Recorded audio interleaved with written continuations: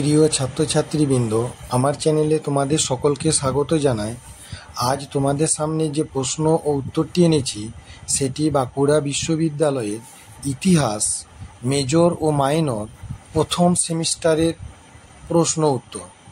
এই প্রশ্ন উত্তরটি প্রথম থেকে শেষ পর্যন্ত দেখার সাথে সাথে আমার চ্যানেলে নতুন হয়ে থাকলে চ্যানেলটিকে সাবস্ক্রাইব করে দিও, সেই সঙ্গে অল নোটিফিকেশানটি অন করে দিও।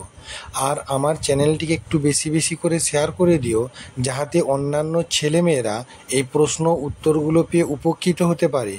দেখো, আজকের প্রশ্ন এটি হলো, প্রাচীন ভারতের ইতিহাস রচনায় বিদেশি সাহিত্যের গুরুত্ব আলোচনা করো, অথবা বিদেশীয় গ্রন্থ বিদেশীয় পর্যটকদের বিবরণ ভারতের ইতিহাস রচনার অবদান কতখানি।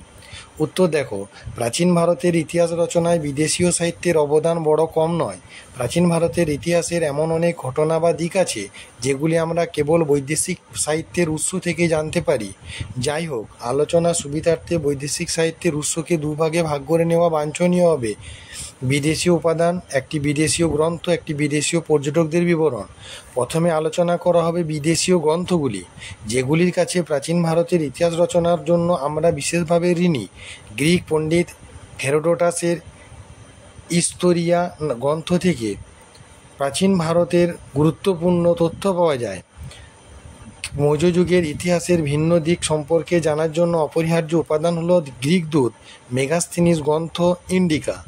রোমান পণ্ডিত প্লিনির ন্যাচারাল হিস্ট্রি সমকালীন রোমান ভারত বাণিজ্য সম্পর্কে আমাদের অবহিত করে। বাণিজ্যিক ইতিহাসের বিবরণ প্রদানে গ্রিক নাবিকের লেখা Periplus of the Erythraean Sea মূল্যবান গ্রন্থ। কুষাণ সাম্রাজ্যবাদের পিছনে অর্থনৈতিক প্রেরণা বুঝতে ফ্যান এর লেখা চীনা গ্রন্থ হো হানিসু এর ওপর কিছুটা নির্ভর করতে হয়। দ্বিতীয় পর্বে আলোচিত হবে ভিন্ন ভিন্ন উদ্দেশ্য নিয়ে এদেশে গ্রিক, রোম, চীন প্রভৃতি দেশ থেকে আগত বিভিন্ন পর্যটকদের বিবরণ নিয়ে। যেমন গ্রিক বীর আলেকজান্ডার কর্তৃক ভারত অভিযানের বর্ণনা কেবল আমরা তার সঙ্গে আগত 3 গ্রিক লেখক যথা নিয়ারকাস, এরিস্টোবুলাস ও ওনোসিক্রিটাসের বিবরণ থেকে জানতে পারি।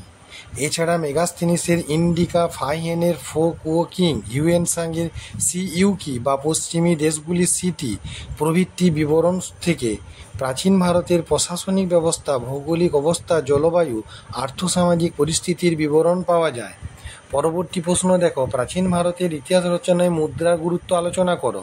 উত্তর দেখো, প্রাচীন ভারতে ইতিহাস রচনার একটি অন্যতম উপাদান হলো মুদ্রা। বর্তমানের মতো প্রাচীনকালে কাগজি মুদ্রা ছিল না, কিংবা অর্থ সঞ্চয়ের জন্য ব্যাংকও ছিল না।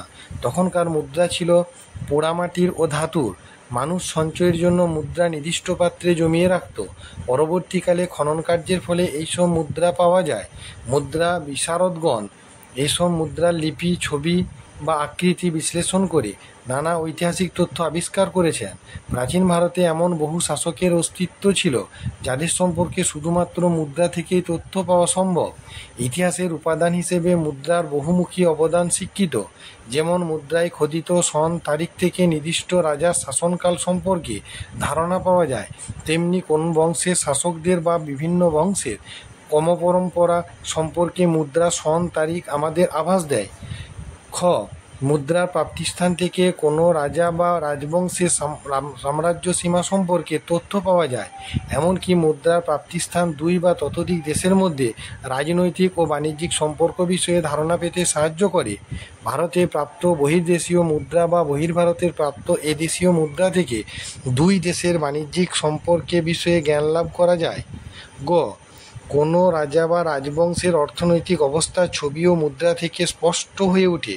মুদ্রায় ব্যবহৃত ধাতু বা ধাতুর পরিমাণ ওই ধাতু যুগের আর্থিক সচ্ছলতা বা দৈন্য সম্পর্কে আভাস দেয়। গুপ্ত যুগের প্রচলিত স্বর্ণমুদ্রার তুলনায় পরবর্তী গুপ্ত যুগের স্বর্ণমুদ্রায় খাদের পরিমাণ বেশি ছিল। এই থেকে ধরে নেওয়া যায় যে পরবর্তীকালে স্বর্ণমুদ্রা প্রচলন কমে যাওয়ার কারণ তখন ব্যবসা বাণিজ্যে মন্দা এসেছিল।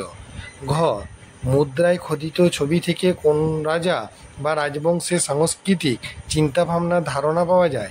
চন্দ্রগুপ্তের বীণা বাদনরত মূর্তি থেকে মনে করা যেতে পারে যে তিনি সঙ্গীতানুরাগী ছিলেন।